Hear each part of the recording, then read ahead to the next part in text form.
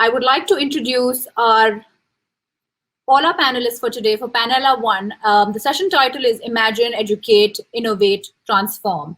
And I have with us 4 women who are going to make me absolutely intimidated, by their presence here. I have with me Ms. Baela Jamil. She is the Chief Executive Officer at Idaara Taleem Agahi. I have Ms. Sabina Khatri. She is the founder and chairperson of Kiran Foundation. I have Ms. Sabrina Dawood. She is the CEO of the Dawood Foundation. And Ms. Nishat Riaz, the Director Education at British Council, Pakistan. I'm just going to wait and add all my speakers to the screen. So just bear with me for a minute.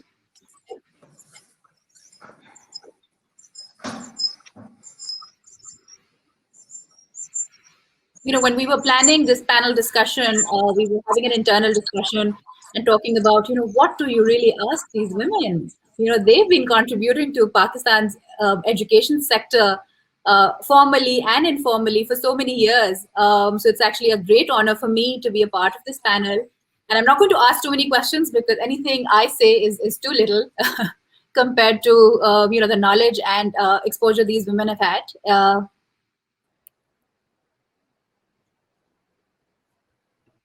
All right, are we ready?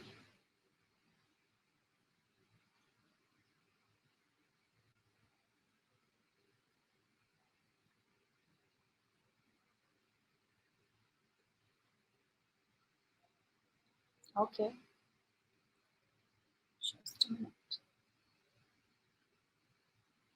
Okay, I'm waiting for Ms. Baela and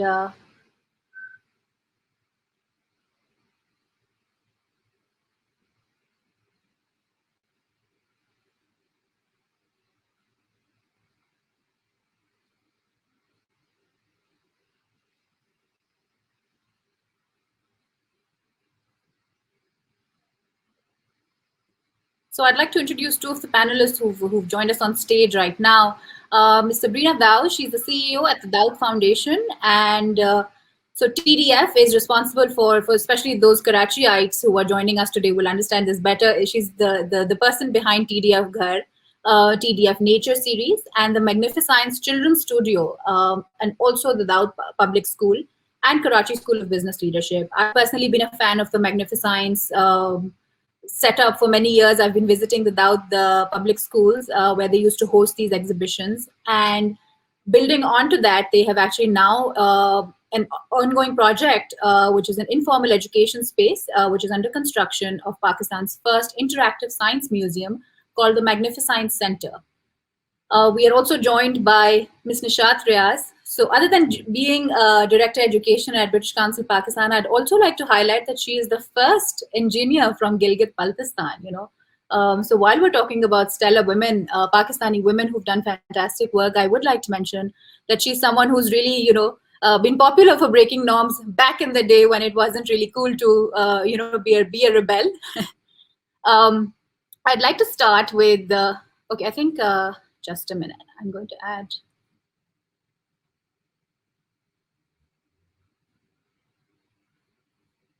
Okay. Ms. Sabina, if you could also switch on your camera, please.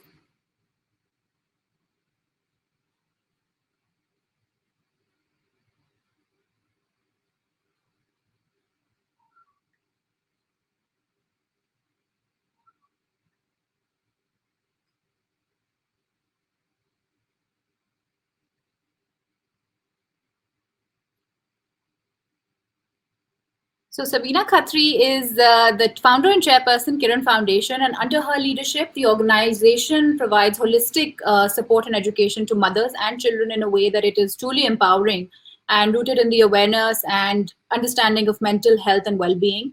I still remember she started from a small room in Liari, and she became famous for that, for changing the landscape of Liari. And I think the contribution that she's made to education in an area which was otherwise sort of, marked as, a no-go territory. So we will talk about her bravery. And I'd like to now have my speakers. Ji Sabina aunty. Here and settled in. So, Nishat, if we could start with you, and I'm going to request all the speakers that while the other is speaking, we'll just mute ourselves to just make sure that we aren't echoing in each other's video. Nishat, my first question will go to you when we're talking about, imagine, educate, innovate, and transform. If you could shed light on heroes who have worked on education, science, health, and learning in these difficult circumstances, to really understand what worked, what failed, and what would you do differently with hindsight?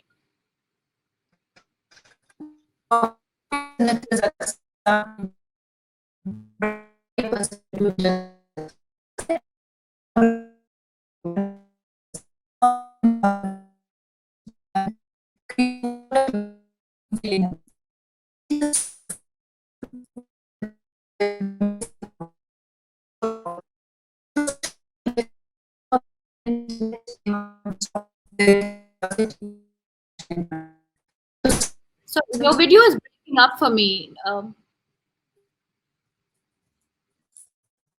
Sorry, can you hear me? I can hear you now. Your video was breaking up for me.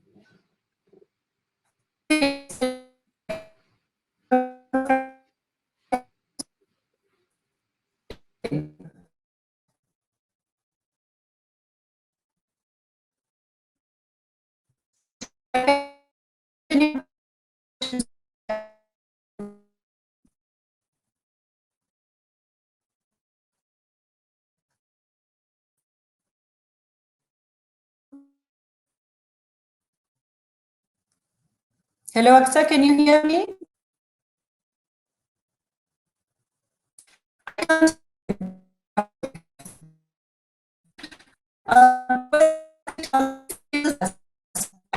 This is to start the organizations like yourselves. What a stellar panel you have put in that you have brought in. These are the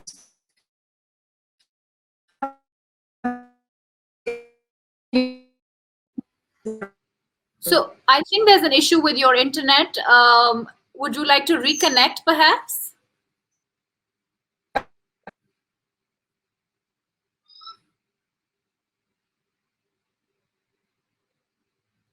All right, we're sorry about that.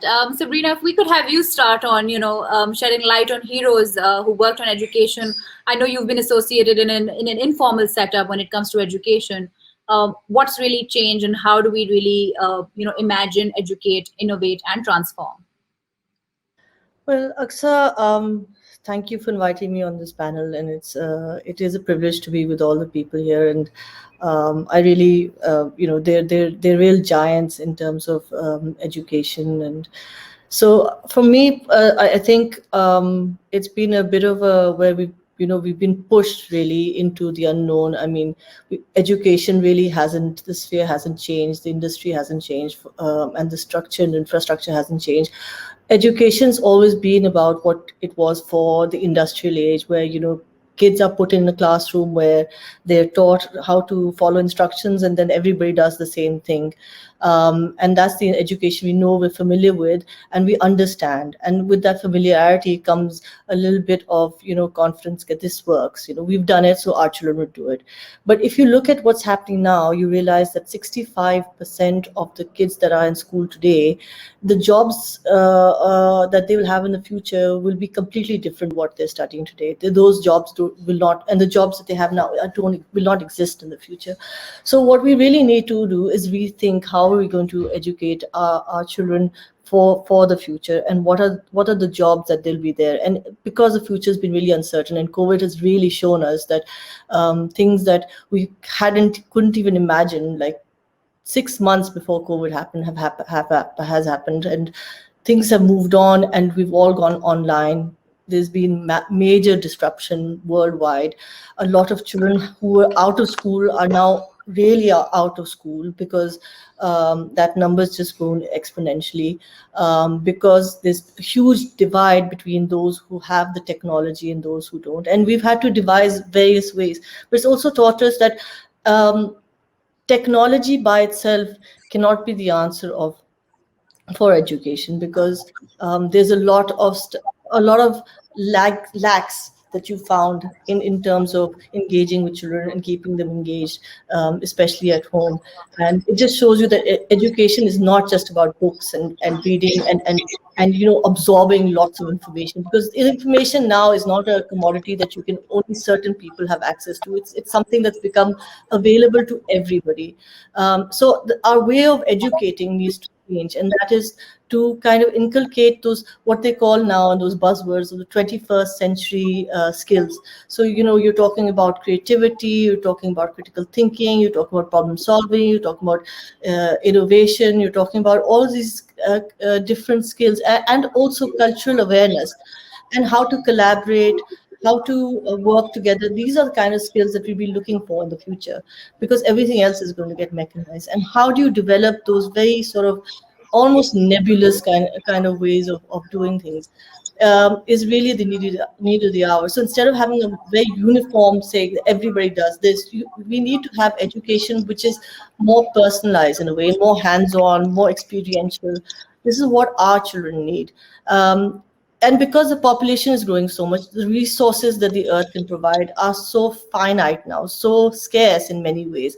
So in that way, we really need to have students and children who really know how to think out of the box and recreate, reimagine, and reinvent things before. Because when you had resources, you could build houses, you could do all those, but those resources are not there anymore. And now we have to think about how do we reuse plastic, how do we reuse our water, all of those, and that the environment has to be a very, very, very central part of our teaching and understanding what the world needs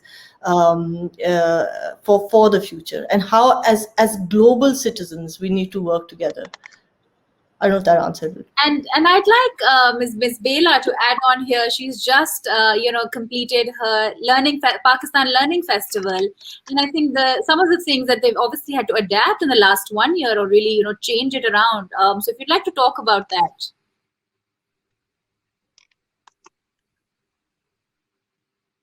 GM.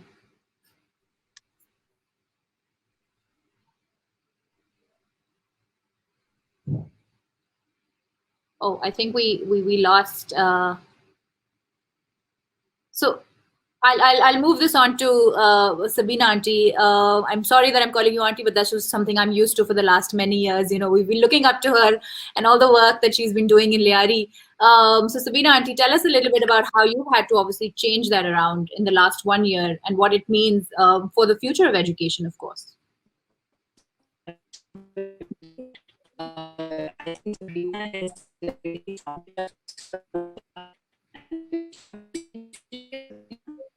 Okay, I'm having trouble. Actually, I'm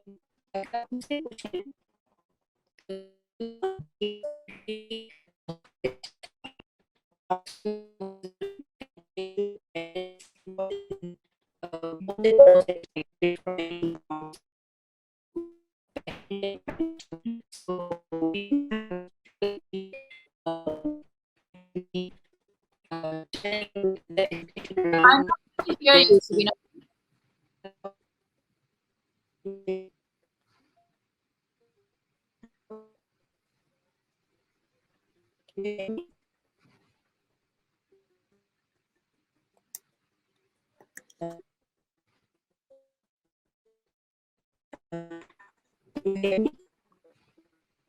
No, we can't.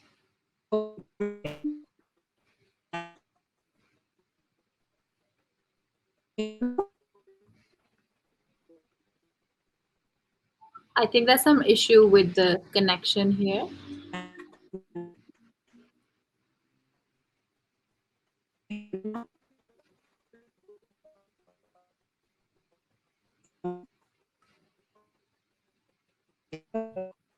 Gee. Sabina auntie, would you like to reconnect?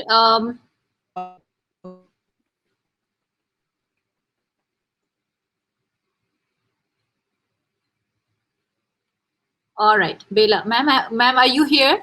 Do we have you? Because the video is frozen, actually.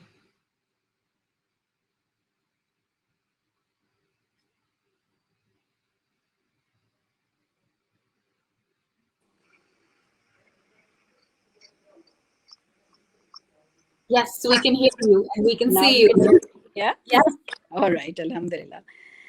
तो मैं ये बता रही थी कि हमारी school का जो फॉर्मेट है वो पेरेंट एंड चाइल्ड मॉडल है, जिसमें एजुकेशन में पेरेंट्स ऑलरेडी इन्वॉल्व थे from the past 15 years. It's not just a child education program, the entire family is in the tutelage of education. So hands-on amalgamated already. So that is what I realized. I was speaking to other schools.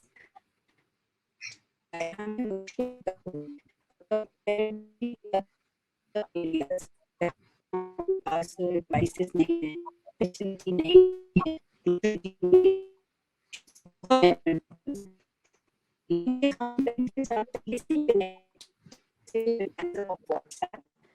तो easy for us. हमें वो करना था to learning and holistic learning and that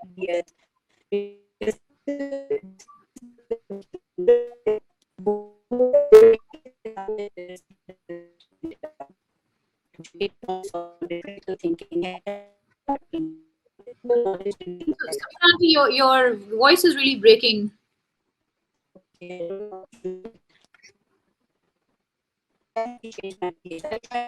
Would it be possible for you to reconnect? So Nishat, I'm going to pass that question on to you. And I know that you've been working on some STEM education programs at a government level also. So if you'd like to talk about that, in addition to shedding light on innovations that have come spurred in the last 1 year. Thank you, Aqsa. Just I'll take the advantage of, I hope this internet works. First, as you said, I work with the British Council and I love this organizations for many reasons. And the biggest reason is that British Council believes in equality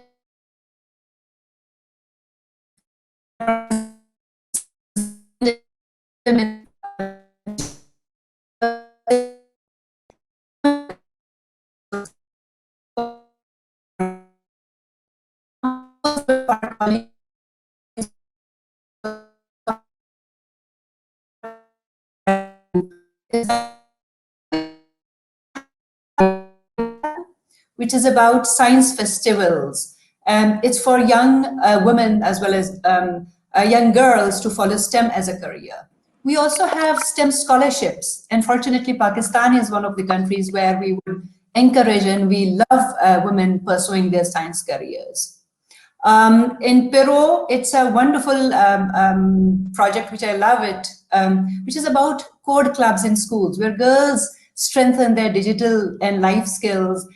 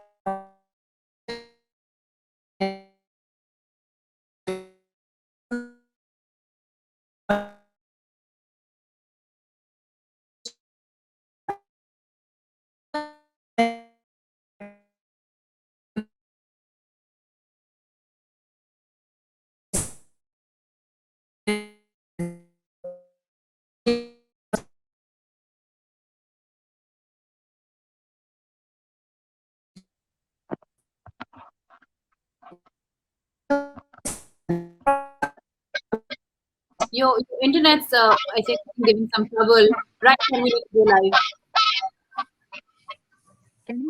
Sorry, Aqsa? Yes, Can you ma'am, hear we me? can. Yeah. Okay. So what I am saying is this all work and the wonderful work that everybody is doing is just making a very small dent, not even a small dent in the landscape that we live in. And I'll just touch upon three things. First is the architecture of our history and culture. You spoke about role models.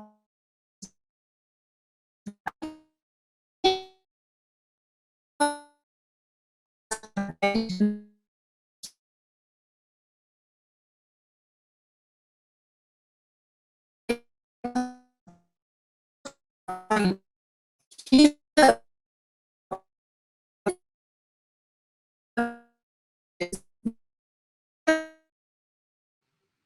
you like to try with your video off? I think there's some trouble with the internet and we can't seem to hear.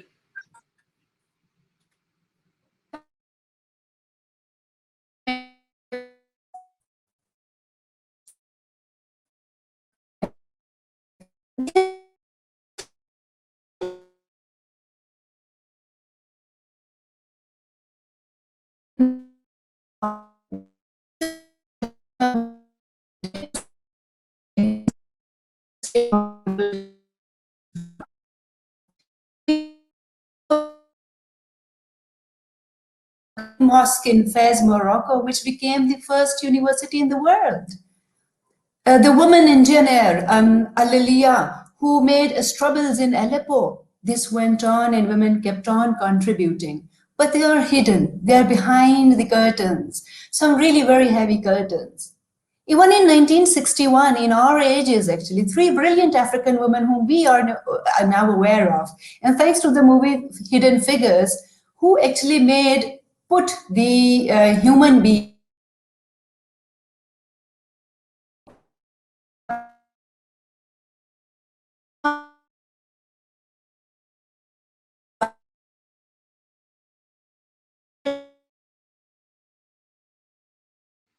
If we could request Nishat to just reconnect while we talk to Ms. Baela. Ma'am, are you here? I'm here. Can you hear me? Yes, I can. I would like you to talk a little bit about the Pakistan Learning Festival and, of course, how that's changed in the last 1 year. You've come a long way from the Children's Literature Festival. So just if you can tell us a little bit about that. Well, I mean, the origins of the whole area of STEM learning actually go to the Children's Literature Festival. We always had that strand because we knew that was absolutely critical to what we were trying to do, the whole process of inquiry. But in the Pakistan Learning Festival, we sort of, I mean, the whole, the disruption that has taken place, everything is so digital and so technology based. How could we not have a very strong STEM strand or the STEAM strand? And I think, Sabrina is there. We've always had that. One of the reason being that, like my friend Aisha Jalal says, Professor Aisha Jalal, she says, when you look at history is a state of being. It's a state of mind. Science is a state of being. It's a state of well-being, actually. So it's not a kind of a subject. It's like with everything that you do is actually science. But it's just that we love to work through binaries. The society has sort of pushed people into these binary notions, either this or that. And I think if you look at women have always been in science. I mean, the whole basic notion of cooking is nothing but chemistry and science. And but we tend to just create most of the old. And I think the whole idea of every piece of work that I'm doing or have been involved in, whether it's a Sanjay Nagar school, or whether Asyani Saheliyan program, or the Udan program, or Asman Se Baatein, it's about us, setting aside those myths that girls can't do anything. And you'll be surprised that we have girls who write to us and, who are doing astrophysics, and in Punjab University, who are amazing artists who say we are so successful and we want to be an astronaut because what we learnt at school was about life skills, about expression, about being able to feel empowered and entitled, and therefore we can dream as high as we'd like to. I think it's that possibility to make ordinary people feel extraordinary, to make them feel enabled. And in the Pakistan Learning Festival, what we saw was just recently, it's ended yesterday, with more than 60,000 people who've been visiting it. And now, of course, the whole piece is going to be curated, whether it was Lala Rukh there, whether it was Oxbridge there, whether it was a whole segment on climate change by CMPHR, or whether our own digital videos that are, coming out on learning. Because what we are asking children, parents, teachers to do is you have to just assume a different platform for learning. And that means you'll have to engage with technology. You'll have to engage with absolutely a new mentality altogether. And what was seen as not being able to have for girls not being able to have access to technology, etc. It's all set aside. And as you know, in our society, because of the big inequality, girls hardly get to have their phones with them, or they have to borrow their brothers or fathers or somebody's technical digital devices. We are living in a huge digital divide when it comes to even inequality within households. But what we are doing in the remotest areas of this country, whether in South Punjab or Sindh or Balochistan or Khyber Pakhtunkhwa, through our largest, I don't know if you know that we have the largest 200,000 per year Telenor program on digital safety and digital literacy. And now with Facebook as well, Idaara Taleem Agahi is a partner. So we try to get at least 60% girls to work with it so that they also have this notion of digital safety too.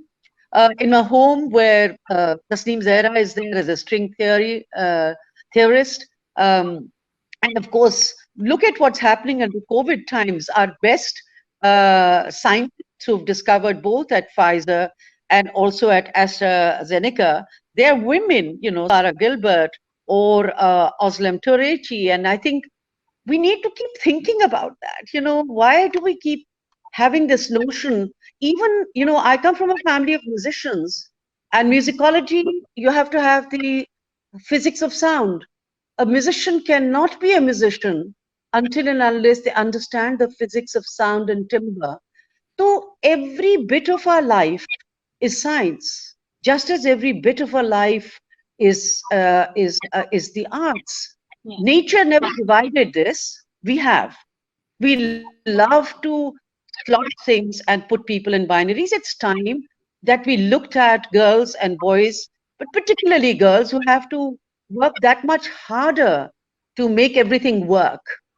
They have to be nothing but And if I can, scientists and if I can ask Sabrina sort of add to this, because a lot of these large scale projects that like people like yourself or even Sabrina to run have to do with informal education, but making it a holistic program.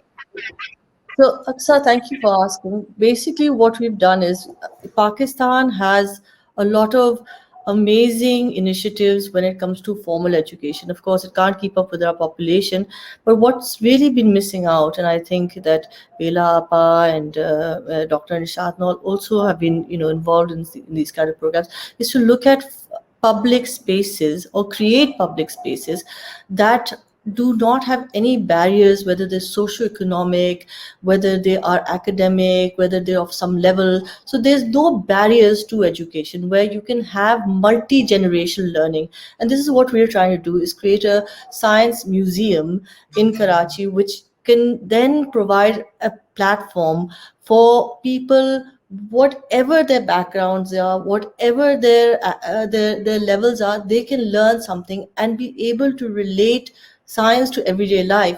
One of the sad tragedies of our country is our educational system only is made in such a way that A, is not interactive, or it doesn't give you any sort of interest, or it doesn't develop that interest. And the other thing is that if you want science, you need to get X number of numbers, otherwise you can't be science, you can't study science. Okay, like someone like me, I never got over 60s, I never could take science. So I mean, I've done my background social sciences in the end, but science is for the intelligent, and the rest of us, we're not supposed to learn science. That has to change, because worldwide they've realized that science is now an integral part of what literacy means in today's world. And therefore scientific knowledge and scientific principles teach you a certain way of thinking that is imperative. that is critical thinking, observation, making hypotheses, all of these kind of things that science teaches you has, and logic. These are really relevant in today's world, and we need to be able to, if you don't want extremism, if you don't want terrorism, we need to be able to ensure that our children are utilizing those skills. And the only way to do that is to make science literacy accessible to all. And this is what we're trying to do, is create a platform where people can generate their own understandings. It's really sad that the whole world, I mean, even India's been working on developing a vaccine for COVID and all that, but there's been very little in terms of research here. And until universities don't connect to industry, we will not get innovation, and we will not get economic improvement. And just one last point is that I just looked up, Pakistan comes 108 out of 108 in terms of women in managerial roles. Only 3% of our managerial roles goes to women. That means there's a huge problem of access. And there are very little. And the other dichotomy here is that all of your women are in the educational sphere. The teachers are mainly women, and yet they are not provided with the kind of support and with the kind of career development or the salaries to go with it. We all talk about the Finnish education. Well, it's great because the highest paying people are the teachers. We can't do that here because we can't raise our fees. We can't, the government can't, won't support her. जो घर पे board होता है ना, वो जाके teach करता है. And we need to really uplift the profession of teaching. If we want women to come up, and if we want our nation to come up, and we must completely eradicate those barriers to learning science, bring in hands-on interactive learning, if you want the children of tomorrow to be engaged in education. Absolutely.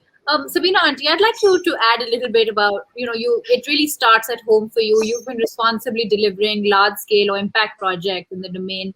And I know that it's a holistic education system where you're talking about STEAM education as well. If you could shed light on that and what really keeps you going, because I know that you haven't had it easy at all. Lot, I don't hear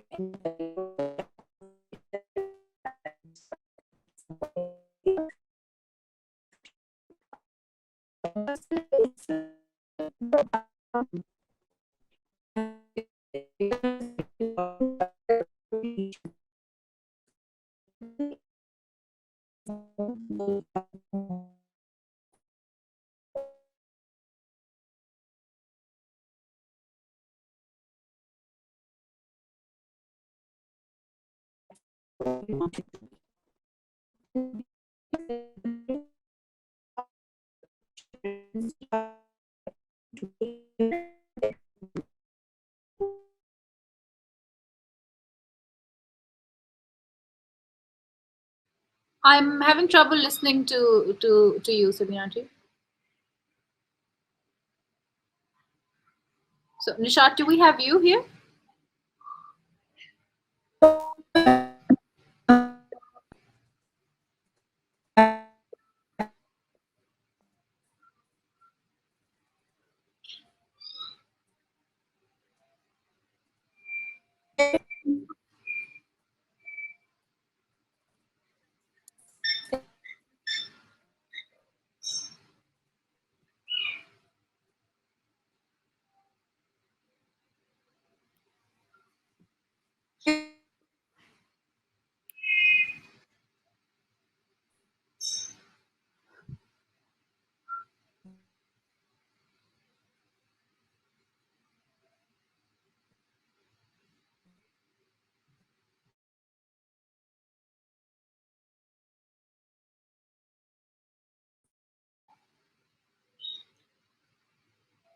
So, Baela, ma'am, if we could have you talk about, I think Sabina Auntie is just trying to reconnect. I was talking about delivering large-scale projects in Pakistan. You've created that impact.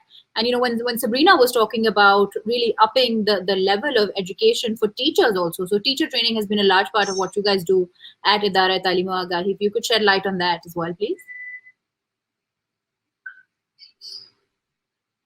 So I think I just wanted to step back and come back to teacher education. That you do know that uh, if girls are taking science because everybody wants to become a doctor, the idea is that that's the only thing because you need to get marks.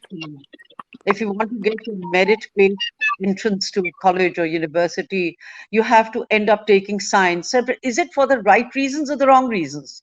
So that's one aspect I think we also need to address, because everybody says that, your marks will only come, I mean, you'll only get merit marks if you take science.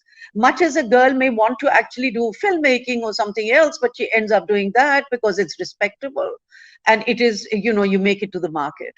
When it comes to teacher education, I think, teachers are, all willing to, when they come to these large scale trainings, they do the trainings. What happens in Pakistan, especially in the public sector, when the teachers move from the training space to the pedagogical space, to the classroom?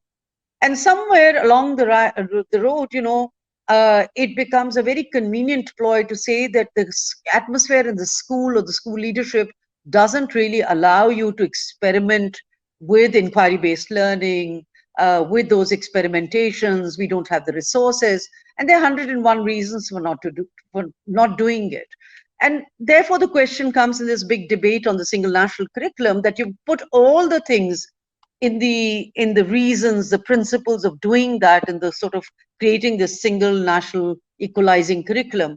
But the question will then be, the billion-dollar question will be, or the trillion-dollar question will be, will the teachers be able to implement that with the constraints that exist in the public sector system? But even coming to the private system, that is also very challenging. However, with all the people sitting here, one can see what is totally possible. So the Pakistan has shown what is possible, and there are large enough numbers. The question is, how do we connect those dots? And how do we actually take that leap of faith, leap of actions, so that at least we can see this going to scale and happening, and so that the girls really in Pakistan learn to get to those management positions, that we are more than 24% in the labor force, and are able to, get to where they want to be. As that girl said, I am going to go to space, I'll be an astronaut. Although she's a fabulous artist, but she said, it's my soft skills, it's my life skills that taught me how to become an inquirer. Will we give that space to women? That's the question.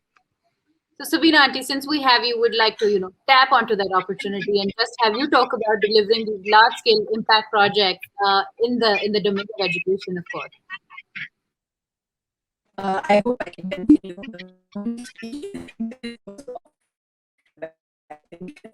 um, was knowledge, education, or whatever given to the children need to be very applicable and easy to and for the family, important for us. It becomes frustrating and is not understanding child. Especially when you're so it's extremely critical to make the family a lot. Every new we cannot regularly, we have to go and we have to understand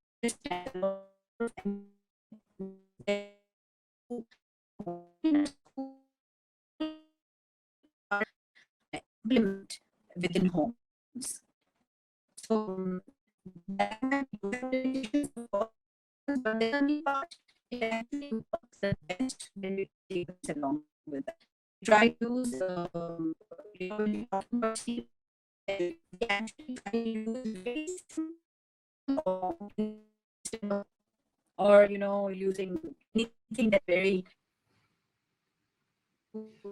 ways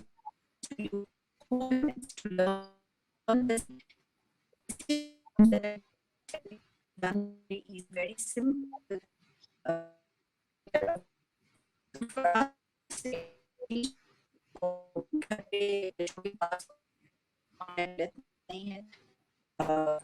Some things for them may be listening, and then there is no way, there is no option. They have to. So yes, it is.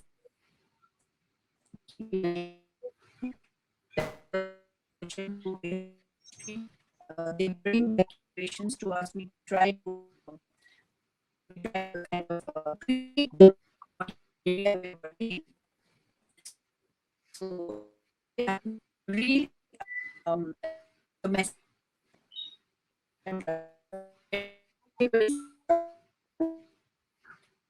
I'm having some trouble listening to you. Again. Yeah.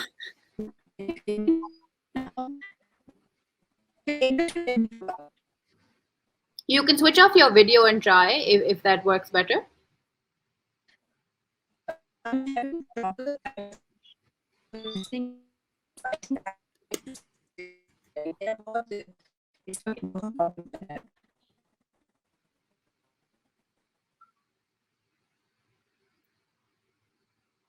So, Nishat, do we have you here?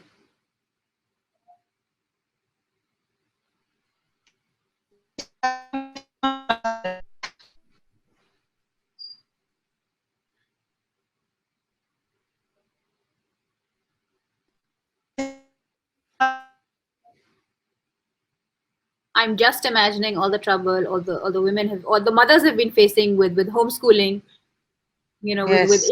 challenges and. I have turned my video off. Can you hear me? Yes, we can. Oh God, I can't tell you how I scream or how do I share my frustration. So first, let me start with science is not technology only. Yeah. Science, as Baela said, is nature. When a child is born, that is science. When we are conceived, that is science. When that child comes to earth and starts asking about questions, ye kya hai, what is this, aise kyun hai, ye kyun ho raha hai, ye kaise hua, this all is science. We are natural scientists by birth. Curiosity, asking questions, asking logic, rational reasons is science. However, जैसे जैसे हम बढ़ते चले जाते हैं, then we somehow, as part of our culture, as part of our education system, we stop being curious. Either we are stopped or we actually just limit ourselves. And I completely agree with Baela that if we limit science in silos, then we actually are not appreciating life and nature as is. Cooking is science. Arts is science. Fibonacci numbers are not only numbers, it's a sequence that's used in music. Golden ratio is all around us. When Leonardo da Vinci painted his very famous Vitruvian Man, it was not only a piece of art. It actually showed us the proportions. It showed us how proportionate, how symmetrical universe is. So from the very minute particle in the universe to the vast majority in the universe, whether it's poetry, it's philosophy, it's physics, even if it's literature, everything is logic, everything is science. It's the way we look at things. Isn't science, हमने क्या नहीं पढ़ा कि science is about, observation. Any human being with all our abilities and disabilities, our observation is science. Breathing, living in, thinking in is science. Problem kya hoti hai? Actually, we have put it in boxes. There is a physics class, there is a chemistry class, we close the chapter. Then in poetry class, in literature class, we just close our scientific minds. It's all those boxes. And the way we grow, the way we do tarbiyat of our children, it's actually limiting. The way we dress up, the way we give toys to our children, that also adds to how we treat science. I won't go into details. We all know all about this. So what we mean, तीन चीजों में बहुत कम मुख्तसर वक्त में मेरे ख्याल में. First, let's treat science genderless. Science is nature. Science is being curious. Science is about being passionate. Just finding out an answer is science. That discovery, that journey is its science. Second, create a critical mass. आप जैसे लोग, हम जैसे छोटे छोटे आपके pawns, और बहुत सारे role models who are there, and those who are behind the scenes, who yet to be discovered as scientists. We have to create a critical mass. And in a world where over 130 million girls are out of school, over 23 million children in Pakistan are out of school, आप सब जानते हैं, उनमें से majority is girls. How we first put them into education and then make sure that they are also scientists. The third is connecting this missing link. The missing link between science and everyday life.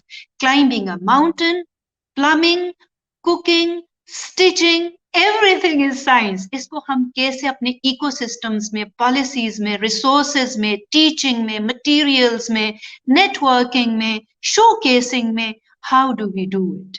And I think that's a big ask, but we are on our way. We are much better than we were, and I have full hope that with all these people that you have brought in here, and with all the people who are listening, and I am sure that we will not have scientific minds and famous scientists everywhere, but we will appreciate and recognize science. So it's just about going and doing it. You know, I just wanted to add, in the festival yesterday, we launched a second book by this 9-year-old. She was 7 when she launched her first one, called Bukharia and the Oceans. Now, this child has been done the first one, Bukharia and Space, and I'll send all of you her link to the book. She was incredible. But also look at the festival. It was a multilingual, multicultural mushaira in 10 languages. 10 languages. Every language is a science, but could you imagine how people spoke effortlessly to understand the whole science of language and the science of feelings? So, you know, I couldn't agree more with Nishat that please, let's just get out there. Let's just learn as nature meant us to learn. And my God, if we're talking about women and girls, we are jinns. We are jinns. We are not normal people. You know, look at the through all the emotional barriers through which girls learn. And yet they come out winners. Just give them an opportunity. So we had, I mean, I said yesterday, girls from remote parts of Turbat, you know, the poets, you know, who are actually doing something else, but poetry is their passion, as is for so many scientists who are artists and poets and have great expression. So I think we are living in a very interesting cusp. These are interesting times. And look, and we, in this COVID period, we are going to discover amazing phenomena. People like you will discover what are seen as, nobody discovers them, you will discover them. As we are discovering through these festivals. 60,000 people, and I can't stop getting calls from people who say, my child has also written something. We have also discovered something. Our daughters are doing this. So I think we are on to something good. It's wonderful to have an organization like yours, Aqsa. More power to you. More power to you. Thank you. Sabrina, if you would like to add to that before we wrap up. I don't think there's anything one could say. I mean, Dr. Nishat and Baela Appa have said it all in terms of what women can do and the power of science and how intrinsic it is in our lives. And I just hope that we can together, create that critical mass and bring about all the changes that we dream about. And more power to you, Aqsa, for having this, and inshallah there'll be more of such events. And as said before, also in history, also women have always been in the shadows, whether it's in battles or whether it's anywhere, they've been in the shadows, but they've always played a huge part, and that's the missing link. And I hope in future, when history is written, that these names are there, and they're heroes for other women to look forward to and look up to, and carry the beacon forward. So thank you so much. Thank you very much to all three of you, and Sabina, who's not here right now, but thank you very much for sharing. I think you want to add something, Baela? You were on mute, so I couldn't hear you. No, I just said thank you very much. Goodbye. Khuda Hafiz. Khuda Hafiz. Thank you very much, Sabina and Nishat. It was a pleasure having you. Thank you so much. Take care. Thank you. जिंदा रहे, science को जिंदा रखें. Absolutely. Bye bye. Bye bye. Thank you very much.